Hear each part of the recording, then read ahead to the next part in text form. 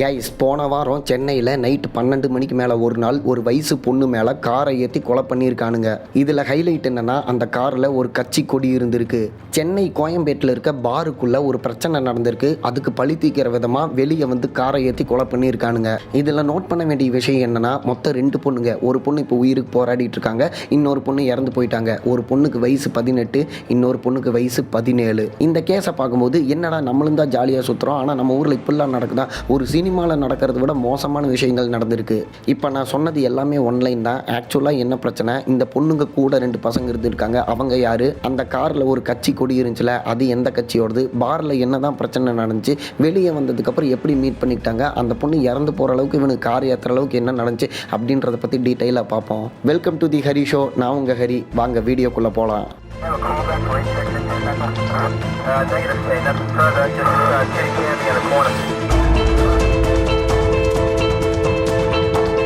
இப்போ இந்த கேஸில் மொத்தம் 2 விதமான இன்ட்ரெஸ்டிங் ஸ்டோரிஸ் இருக்குது. ஒன்று என்னென்னா, ஒரு 4 நாளுக்கு முன்னாடி சென்னையில் கோயம்பேட்டில் இருக்கக்கூடிய எம்எம்ஸ் சென்னை கேட்வே அப்படின்ற ஹோட்டல் பாருக்குள்ளே 10 மணிக்கு மேலே இந்த யான்சின்ற பொண்ணுக்கு 18 வயசு ஆச்சு, கூட 17 வயசு இன்னொரு பொண்ணு இருக்காங்க. இவங்க 2 பேர், இவங்களுக்கு பேர் யாருன்னு பார்த்தீங்கன்னா அர்ஷத் உமர் அப்படின்னு சொல்லிட்டு இன்னும் 2 பசங்க. அவங்களுக்கு இவங்களுக்கு சம்மந்தமே கிடையாது, அது 2வது ஸ்டோரியில் சொல்கிறேன். 4 பேர் சேர்ந்து பேரா 10 மணிக்கு மேலே உள்ள பாருக்குள்ளே போகிறாங்க. அங்கே போயிட்டு ஜாலியாக சில் பண்ணிட்டு சரக்கில் அடிச்சுட்டு டான்ஸ் ஆட ஆரம்பிக்கிறாங்க. அப்படி டான்ஸ் ஆடிட்டு இருக்கும்போது இன்னொரு கேங் இவங்ககிட்ட பிரச்சனை பண்ணுறாங்க.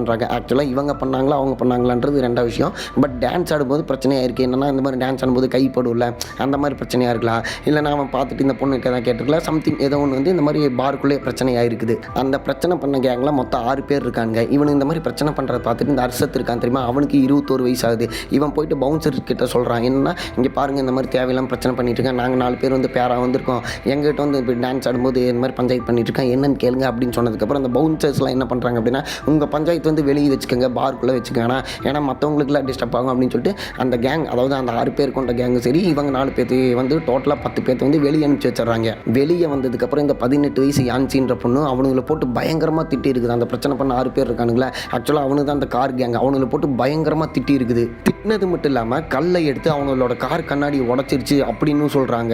சரி, இதுக்கு மேலே இங்கே இருக்க வேணாம் அப்படின்னு சொல்லிட்டு 4 பேர் சேர்ந்து ஒரே ஸ்கூட்டியில் போகிறாங்க. அது எப்படின்னா, ஒரு பையன் வண்டி ஓட்டுறான், அவனுக்கு பின்னாடி இன்னொரு பொண்ணு உட்காந்துருக்கா, அவளுக்கு பின்னாடி இன்னொரு பொண்ணு உட்காந்துருக்கா, அவளுக்கு பின்னாடி இந்த அரசத்துன்ற உட்காந்துருந்ததா சொல்கிறாங்க.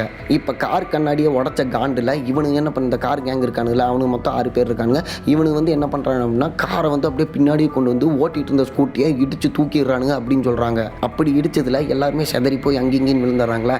கரெக்டாக இந்த யான்சி பொண்ணை வந்து ஏதோ ஒன்று பண்ணணும், அந்த பொண்ணு வந்து கல் எடுத்து கார் அடிச்சிருச்சு அப்படின்றதுக்காக அந்த யான்சி பொண்ணை, அதாவது அடிவெட்டு கீழே படுத்திருந்த யான்சி பொண்ணு மேலே இவனுக்கு காரை ஏற்றி இறக்கி அந்த பொண்ணை கொலை பண்ணாங்க அப்படின்னு சொல்கிறாங்க.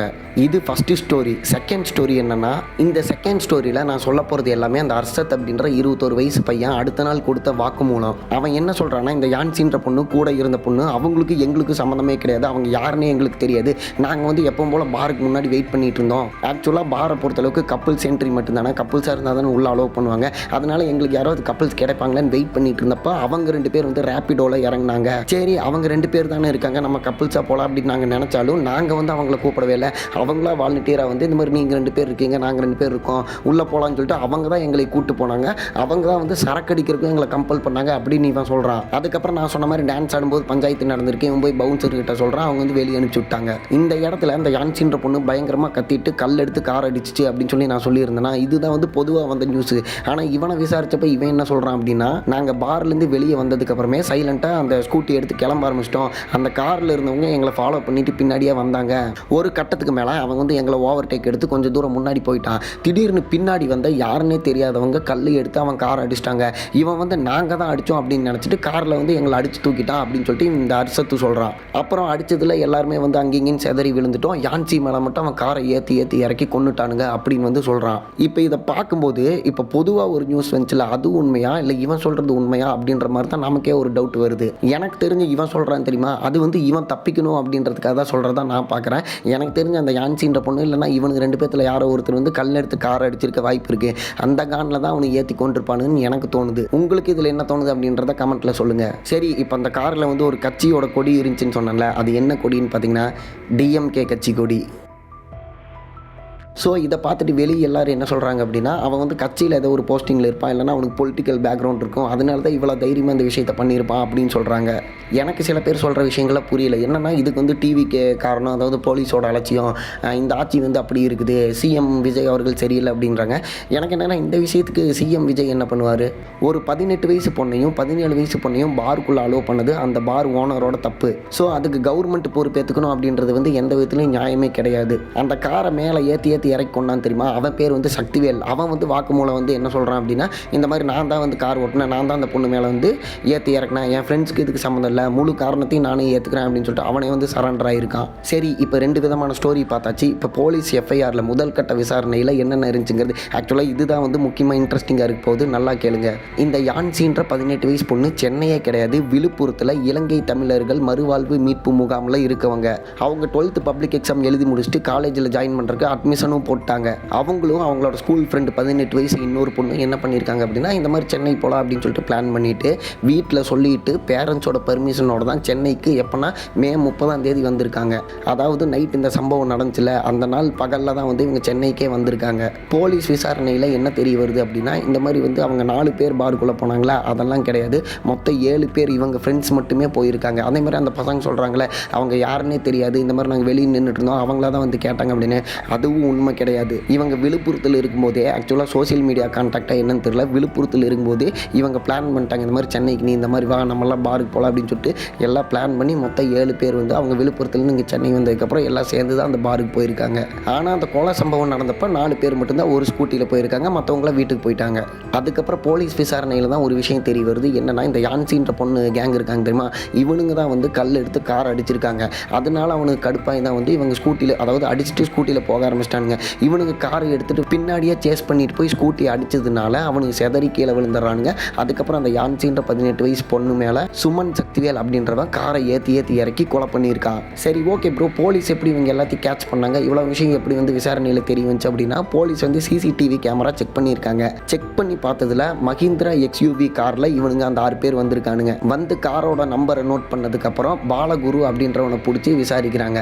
பாலகுரு அப்படின்றவன் அந்த 6 பேரில் ஒருத்தன். அவன் என்ன சொல்கிறான் அப்படின்னா, இந்த மாதிரி நான் இருந்தால் கூட இருந்தேன், நானும் குடிச்சிருந்தேன், எல்லாமே ரைட்டு, ஆனால் காரை ஏற்றி கொண்டது நான் கிடையாது, சுமன் சக்திவேல் தான். அவனுக்கு எங்கேருந்து இவ்வளோ தைரியம் வருது அப்படின்னா, அவன் திமுகவில் ஒரு பெரிய போஸ்டிங்கில் இருக்கான். அது மட்டும் இல்லாமல் அவங்க அப்பா வந்து ஒரு பிஸ்னஸ் மேனு, அந்த ஒரு திமிரெலாம் வந்து அவன் பண்ணிட்டான் அப்படின்னு இவனே சொல்லியிருக்கான். ஸோ அது அவன் சொல்லனாலும் நமக்கே தெரியும், இவெல்லாம் பெரிய பணக்காரன், அதுவும் இல்லாமல் அரசியல் பேக்ரவுண்ட் இருக்கவன், இதெல்லாம் வந்து அசால்ட்டாக பண்ணுவான். ஸோ அதுக்கப்புறம் தான் இந்த சுமன் சக்திவேலை கூப்பிட்டு, என்ன நீ தானே பண்ண, உண்மை சொல்லு அப்படிங்கிறப்ப அவன் என்ன சொல்லியிருக்கான்னா, நானே உண்மை சொல்லிடுறேன், நான் தான் அந்த பொண்ணு மேலே வந்து காரை ஏற்றி கொண்டேன் அப்படின்னு சொல்லிட்டு அவன் ஓப்பனாக உண்மையை ஒத்துக்கிறான். நான் கூட இந்த நியூஸை ஃபஸ்ட் டைம் கேள்விப்படும்போது என்ன நினச்சேன் அப்படின்னா, அந்த அர்ஷத்துன்ற 21 வயசு பையன் இருக்கான்ல, அவன் சொல்கிறது உண்மையாக கூட இருக்கலாம். இந்த மாதிரி பாருக்கு வெளியே நின்றுட்டு இருந்தப்போ யாருன்னே தெரியாது 2 பொண்ணுங்க வந்து இந்த மாதிரி கேட்டு ஒரு கப்புள்ஸாக போகணும்னு சொல்லி போயிருப்பாங்க.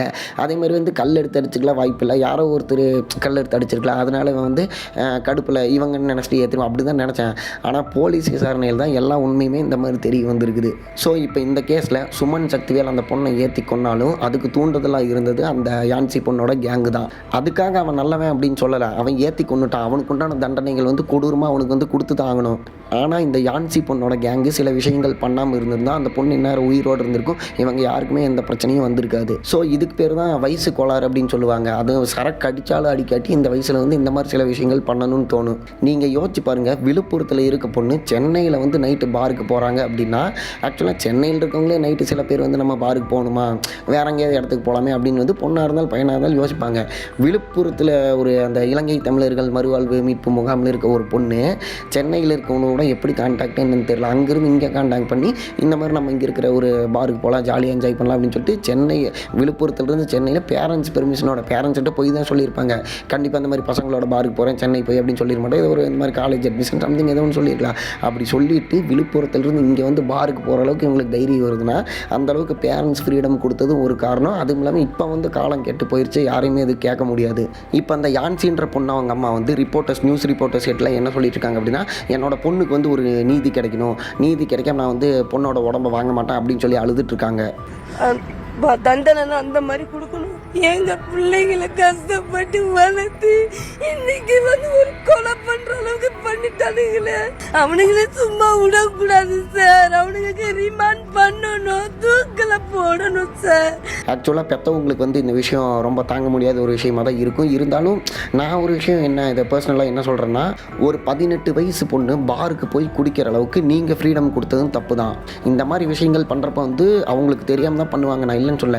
பட் இருந்தாலும் எந்த அளவுக்கு அவங்க ஃப்ரீடம் கொடுத்துருப்பாங்க அப்படின்றது நம்ம யோசிச்சு பார்க்கணும். ஏன்னா யான்சின்ற பொண்ணு இப்போ தான் 12th பப்ளிக் எக்ஸாம் எழுதி முடிச்சுட்டு அடுத்து காலேஜ் போகிற ஸ்டேஜில் இருக்காங்க. ஊருக்குள்ளே அந்த மாதிரி 1000 பொண்ணுங்க இருக்காங்க.